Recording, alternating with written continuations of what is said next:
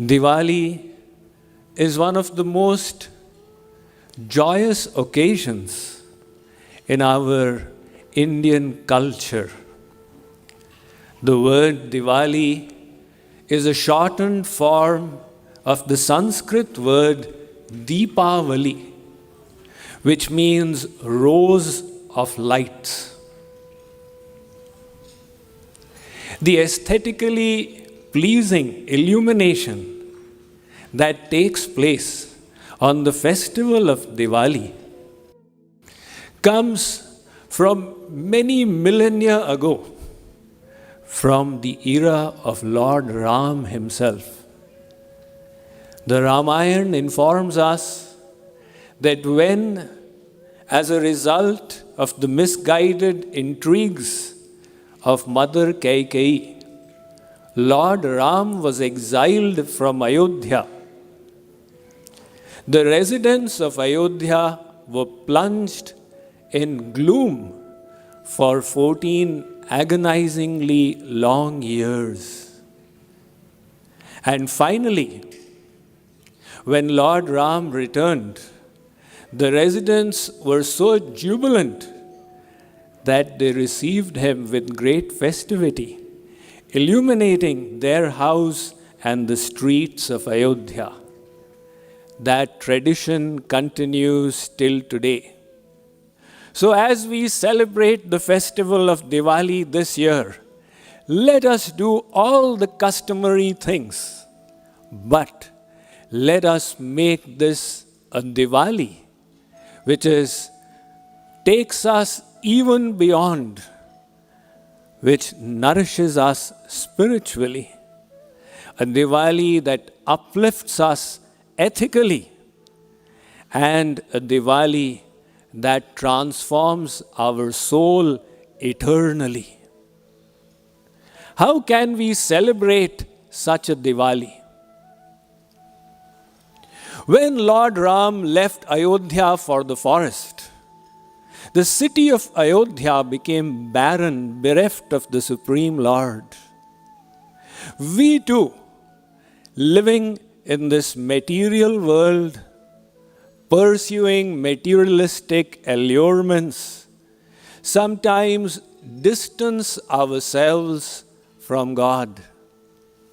And in this state, our mind becomes riddled with pathways of attachment, desire, greed, anger, and pride. So on the occasion of Diwali, the Ayodhya Vasis celebrated bringing their Lord back into their lives.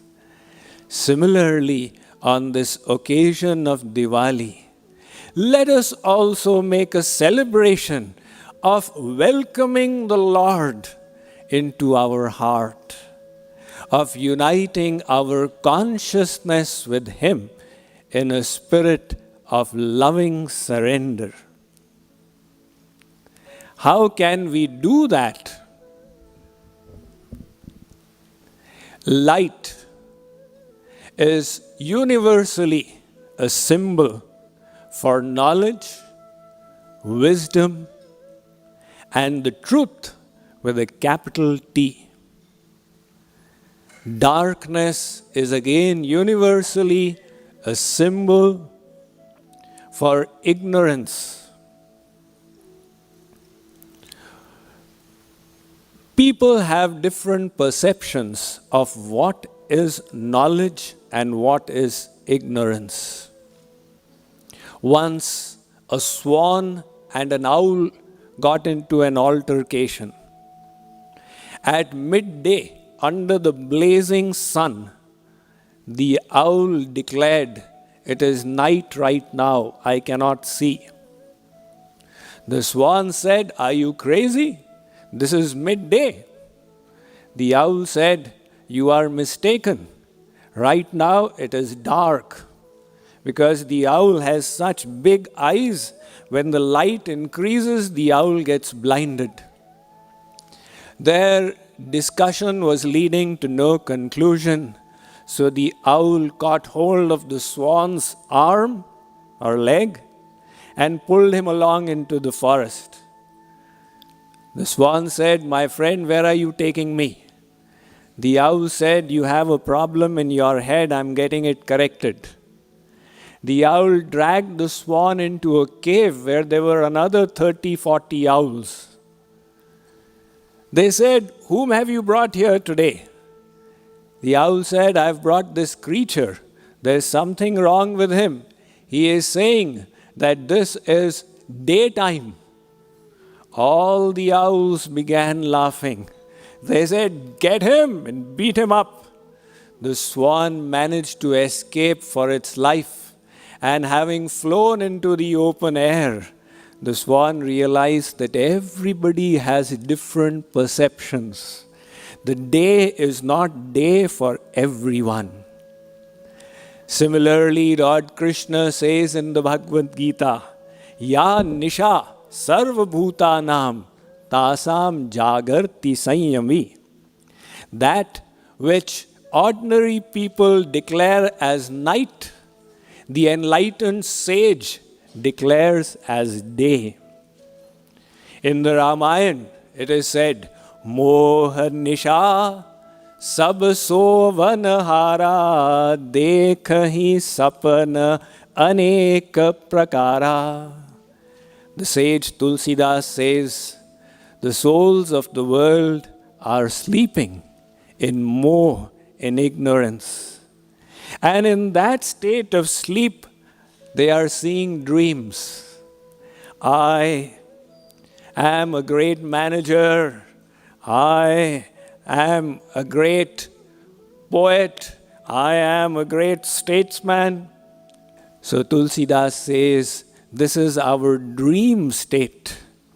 And the person who has woken up, know him by this system, that he or she has become detached from the sensual allurements of the world.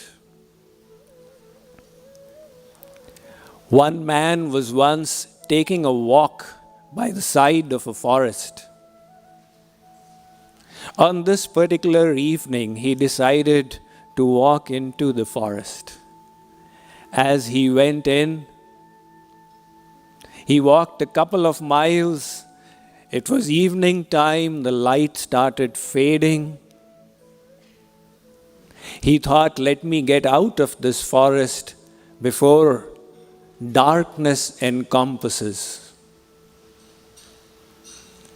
As he was trying to get out of the forest, some creatures made their appearance in front of him.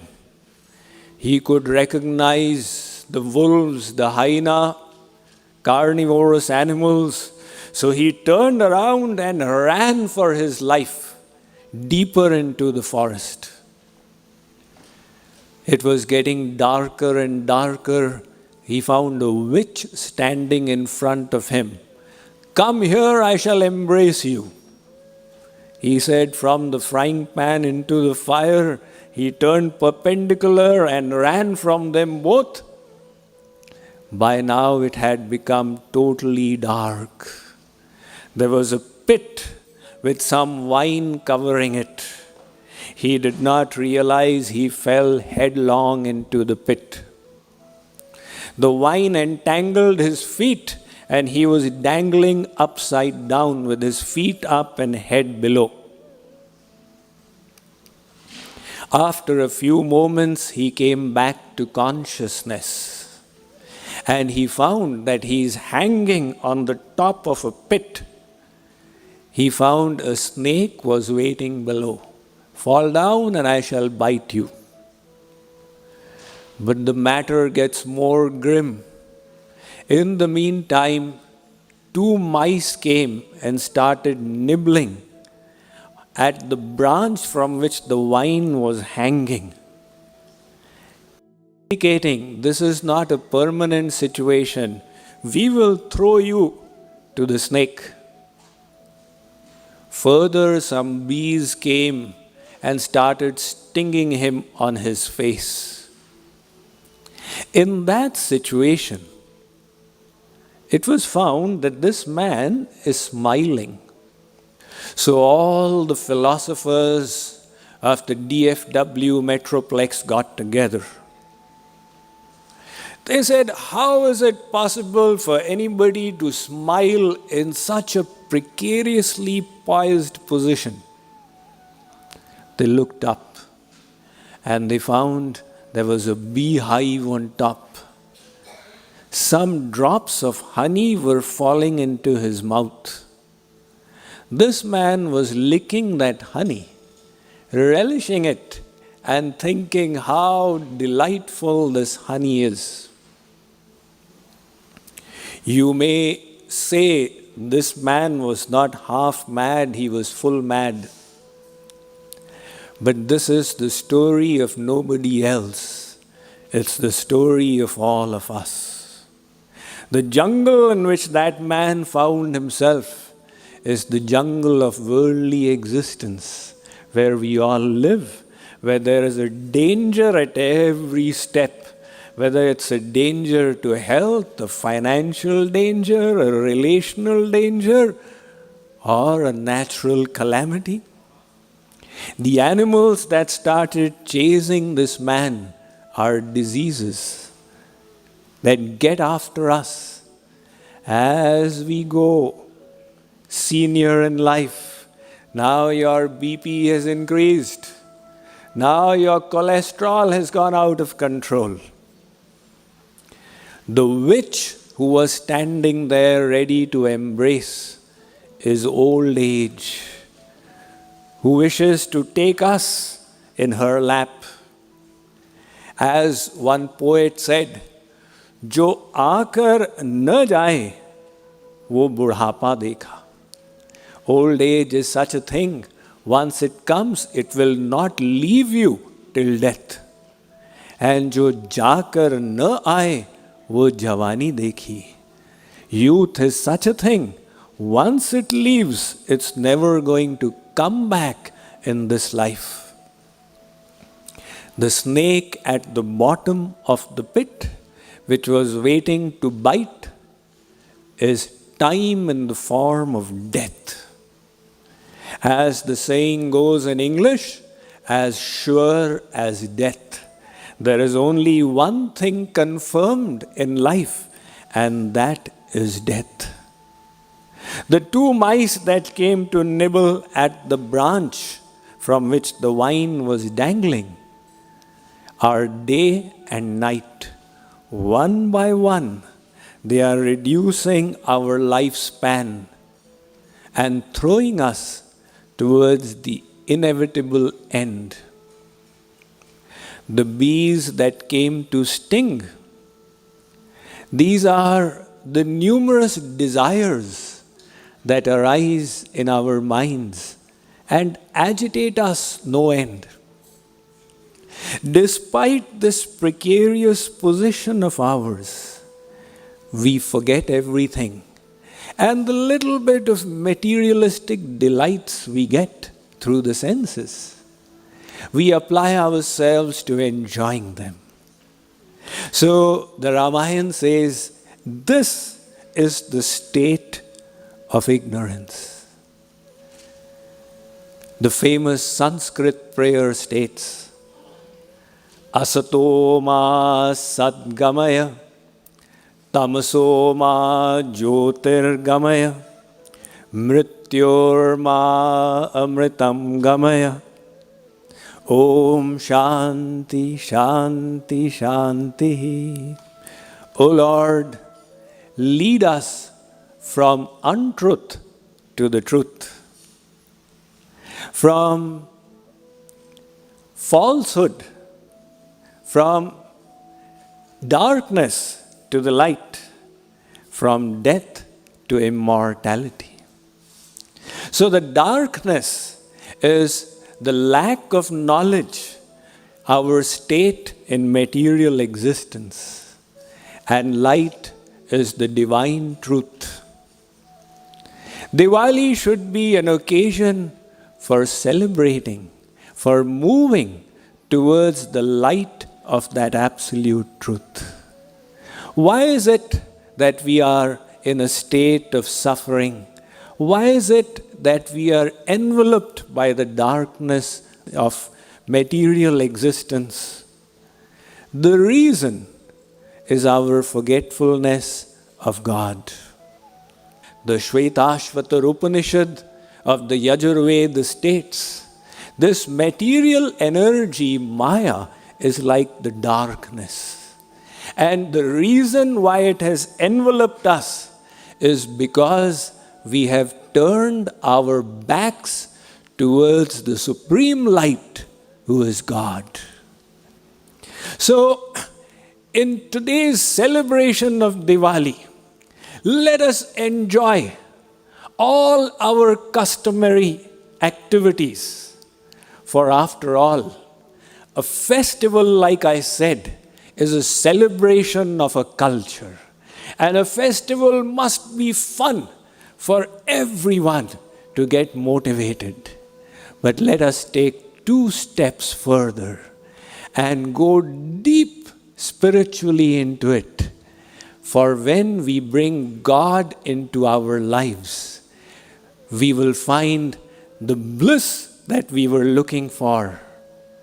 We will find the divine knowledge and wisdom that we have been searching for, and the perfect divine love that will satiate our hearts.